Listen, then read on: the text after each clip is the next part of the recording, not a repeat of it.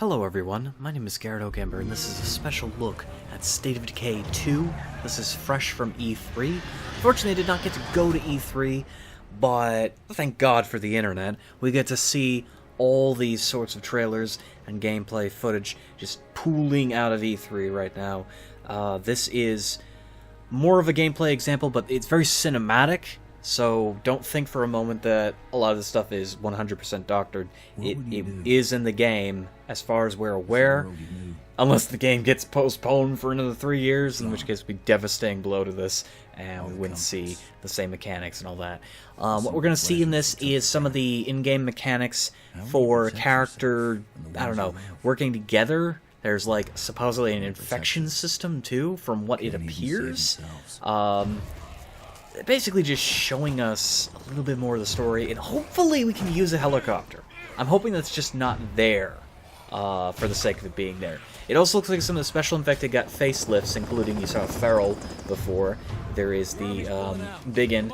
Unless it's a new type of zombie, but I'm assuming it's a Biggin. You'll see it pretty soon. So you're moving around with your friends. These are real people playing with each other. That's so cool. You got all these zombies. Look how many zombies are on screen. I hope that remains. I'm going to be so upset if we go to play this game and the amount of zombies is not up to snuff. This is really next gen now. This has gone a whole new level. And from where it was, I want to see that many zombies. I want to run from these things. We have a character here. She's fighting. She's trying to kill all the zombies, and she's gonna get attacked here. You know, her allies are trying to help her out. They're doing their damnedest to help her, so they bring her into their fold. So I wonder if that means you could just join a server and people will help you out. You can't necessarily just kill people that aren't with you. At least that's not what you can do in the normal game. So maybe you don't have to worry about player killing. I'm hoping that's not something we have to see. I want to see cooperation at its finest. I like games that reward good manners and playing. And look how much stuff you can build. Like, all that stuff, all that space. That's more space in a single environment that you could do it before. Before it was like, oh, I have like 5 different plots. I can put medicine here, cooking there, and an armory over here. In this, it looks like there's more room available. And hopefully there's more places you can shore up. I don't want to just have the same old places. Okay, yeah, she gets bit. Bam! She's bit. She survives the encounter. They're debating what to do with her. They want to kill her. But somebody has a cure. So they give her the cure, and she's good to go. We'll hold all the zombie apocalypse talk till later. I know some people are going to say that's bullshit, you can't cure it. Well, this is a very different game world. Anyways, now she's still an integral part of the group. Now, this is something that is going to play huge into this whole game. You're going to have options, choices. Because you're working with other real people, your friends included. Hey, look, she's going to get a revenge. Oh, with this guy. Yeah, this is the guy that saved her. Biggin picks him up, and now he's gonna just eat him and rip him in half. So she's gonna come in and just blow his brains out. But oh, it's so messy. Oh, it's so cool. Yeah. So we've got, I don't know. We've got choices to make, and every choice you make is gonna impact your friends. Now, it's not just you playing. When I'm playing the game. When I've played it in my series, I'm always thinking about, hey, I'm gonna, be careful with this character, or I don't care about this one, or whatever. You have choices to make that affect only you. In this game, your choices affect everyone else. You have to be very cautious about what you choose to do. Do you tell your friends about the extra gun you picked up? Do you help them out in their moment of need? Do you give them medicine? Do you save something just for you? You gotta weigh these options. It's an apocalypse. This trailer brings a lot of insight into how we're going to be playing this with our friends. It says Spring 2018. I didn't see that before. That is a bit disappointing. Play it on Xbox One. Actually, I thought it was coming out this year. I didn't actually know when it was coming out. I didn't look at the trailer. I'm such a bumbus. I looked at the trailer and I didn't look at the trailer at the same time. Oh no, they said 2017. I'm legitimately upset. It's only 1 year, right? Bannerlord can't possibly be delayed. Can't possibly be delayed. Well, that's my thoughts on State of Decay 2, at least everything we've been able to see about it. I guess I said I would talk about it later. We might as well talk about it. What is the State of Decay 2 zombie virus? As far as we can tell, it's a wet virus, like most types of horribly infectious, horror-themed diseases.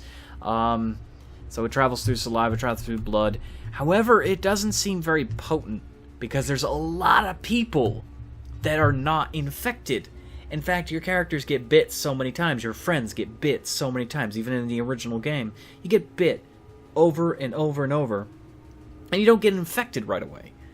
So sometimes people will just catch a cold and get infected.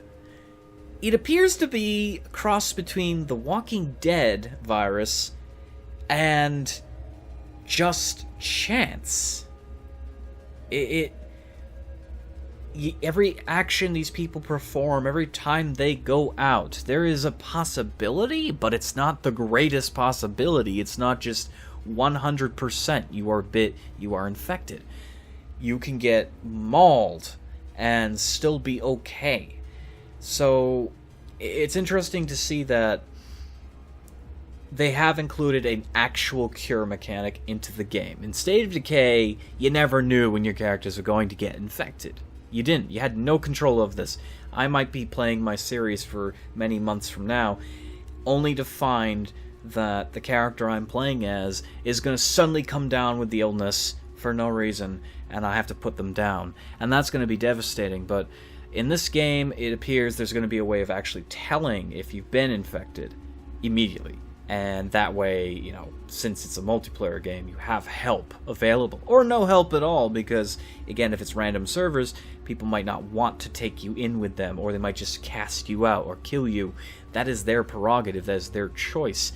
There's no real player killing, at least that's what I'm hoping for. I don't want them to actually have player killing, unless you're ready to turn or whatever. But whatever the case is that in State of Decay, you can survive zombie bites. And at the same time, the game can decide it's your time. So having a cure mechanic is pretty cool. I like that.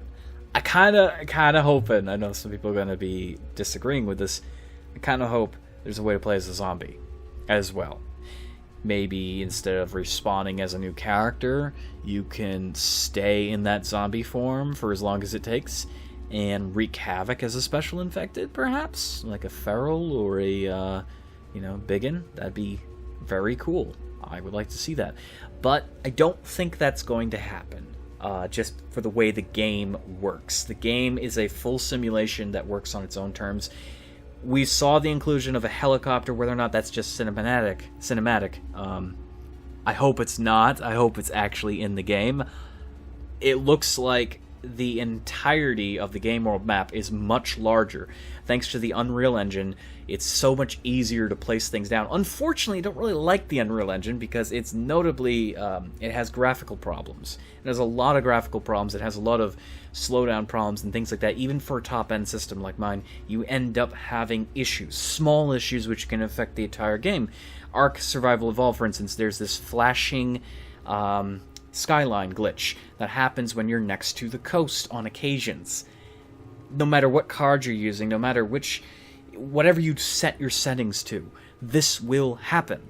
It is a problem with Unreal. It is something they have not addressed or at least fixed in that game. I'm not saying the same thing's going to happen in this game, but notably Unreal Engine games are finicky at best. They're so much easier to design and build than the previous engine that State of Decay was on, which was the Cry engine. It is a beautiful engine. So difficult to work with, though. At least that's what people have told me, because I don't actually know how to work any of those. I used the Unreal Engine in its infancy when the original Unreal games were out, and it was cool. It was fun to play around with, but I didn't exactly get, I wasn't a genius. I wasn't able to... I was like, what? Oh, how old was I? I was like 8 years old, 7 years old, something like that, and I was playing around with it. It was a lot of fun, but yeah, not really knowing what I was doing. I had better luck with the Half-Life Hammer editor, playing around with that, building levels and things. But despite that, it is cool that they jumped to another engine that is going to allow for a larger world, and it looks like it's seamless, which it should be, because the first game was seamless. It looks like they included a lot of landmarks, or at least locations that are similar in the DLCs for State of Decay. In Lifeline, you had a lot of army encampments. This appears to be the same thing. So you have a lot of the stuff jam-packed. It's the same map, but amplified. And it's probably, they said there's going to be more than one map, so there's different regions. That is going to be cool. I want to see a large city. I'm not talking about little tiny Americana houses. I want to see a New York City-ish sort of worldscape. I know it can't be 100% the same thing. I want to see a large place with a lot of elevation, jam-packed alleyways. I want to be terrified. Please. I want zombies lunging out at me from every angle. Another thing I should note is they're pushing it for Xbox One, but the truth of the matter is PC is going to be the best platform for this. Yeah, Xbox is going to probably get the release first. They said it was supposed to be simultaneous, but because they bumped back the date to 2018, we're going to see possibly a change in their tone. They're probably going to say Xbox One for the first week, for the first month. I don't know. Then you're going to see the Steam PC release, which I'm waiting for. I'm a little disappointed again. It's been bumped back, but what can you do at this point? It's just going to be amazing when it comes out. I know it is. It's already, people are saying it's blowing away all the other games, despite there's some larger AAA games. Of course, those are going to get attention, but do they have the ability to stay, do they have the ability to stay strong? I don't know. I don't think God of War is going to be any good. Did that already come out? I don't know. I don't think it's going to be any good. Never liked those games in the first place. They were just mindless hack and slash.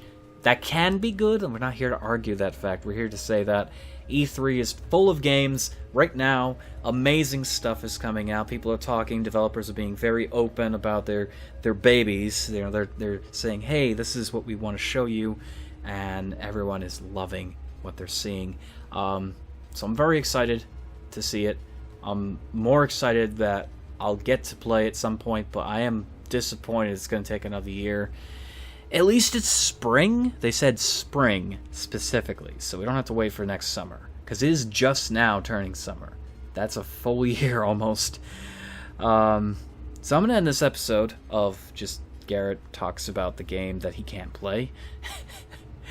Thank you so much for watching. I hope you are as excited. Tell me what you like about E3 this year. What do you want to see? What games are you really, really, really looking forward to? And let me know what your thoughts are on State of Decay. The last time I did a video like this, people seemed to think that I worked for Undead Labs. I clarified by saying that I tried to get a job with them when they were working on the game, but unfortunately all the positions were filled, and I necessarily didn't have the qualifications that they were looking for. I do not work for Undead Labs. Do not think I work for Undead Labs. Do not ask me stuff about the game that I don't know. I only know as much as you know what I'm seeing here, and I'm not at E3, so don't think you're going to bump into me and say, "Hey, I like what you did with the game." I didn't do anything. I'm one of a billion channels showcasing this, so thank you for watching. If you'd like to see me talk about the game some more, I guess I could do that, but there's really nothing else I can give you unless there's big news, and this is big news. So yeah, if you like this, like it. If you don't like the game, dislike it. If you want to see my gaming content, I have a channel. This is a channel. This is a place to go. I have State of Decay videos. I've got Mountain Blade videos. I've got Cube World. I have Minecraft. I have Dying Light. Anything. Morrowind. Skyrim. Like, subscribe, comment, be a walnut.